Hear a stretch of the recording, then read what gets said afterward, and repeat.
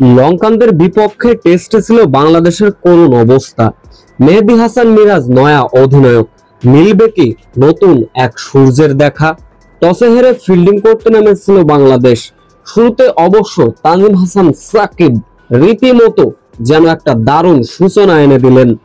টেস্টে প্রথম নিশানা যে বাংলাদেশকে চোখ রাঙিয়েছিলেন তানজিম সাকিব, তাকে ফিরিয়ে যেন শুভ সূচনা করেছিল। ঠিক 6 রান শ্রীলঙ্কার যেতে না যেতেই আবারও ব্রেক থ্রু এনে দিলেন তাসকিন আহমেদ। বাংলাদেশ ইনিংসের চতুর্থতম ওভারের তৃতীয় বলের ঘটনা। তাসকিনের 140 প্লাস গতির বল নিশান মাদুসঙ্কাকে রীতিমতো এক দুর্দান্ত বোল্ড করে সাজঘরে ফাটান। তাসকিন আহমেদ বোল্ড করলেনই তো করলেন, স্টাম্প ভেঙে প্রায় অনেকটা দূরে গিয়ে ছিটকে পড়ল। শ্রীলঙ্কার 29 রান যেতে না যেতেই আবারও তাসকিন আহমেদের আঘাত। কামিন্ডো মেন্ডিসকে মেহেদী হাসান মিরাজের হাতে কট দিয়ে হ্যান্ড হয়ে সাজঘরে ফাটান।